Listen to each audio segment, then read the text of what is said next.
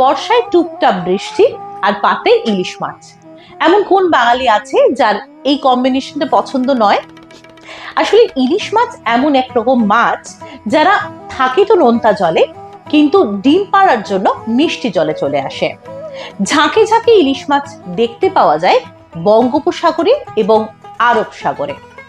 কিন্তু যখন বর্ষাকালে ডিম পাড়ার সময় হয়, তখন এই দুই জলভাগের সংলগ্ন যে দেশগুলো রয়েছে, সেই দেশের মিষ্টি জলের নদীতে এরা চলে আসে।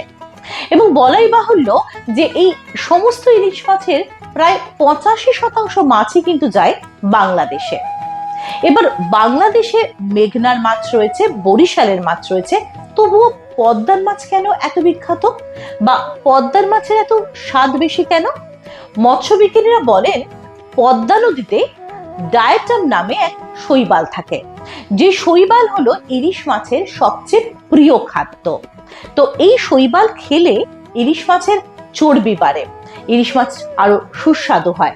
এবং আরো একটি কথা বলা হয় যে এই মাছগুলি যত সমুদ্রের থেকে নদীতে বেশিক্ষণ থাকবে, তাদের স্বাদ হবে আরো সুন্দর। আসলে যখন এরা ডিম পাড়তে আসে, তখন আরব সাগর থেকে বলুন বা বঙ্গোপসাগর, এই সমস্ত সাগর থেকে পাড়ি দিয়ে যখন নদীতে ঢোকে, তখনই এদের স্বাদ আরো সুন্দর হয়ে ওঠে। যাকে ইলিশ মাছের গল্প তো হলো। ইলিশ মাছ বর্ষাকালে খেলেন কিনা অবশ্যই জানাবেন। আর এমন কোনো গল্প যদি আপনারা শুনতে চান, সেটাও আমাদের জানাবেন। আমাদের সঙ্গে থাকবেন, সুস্থ থাকবেন, ভালো থাকবেন। দেখা হবে অন্য গল্প নিয়ে অন্য পর্বে।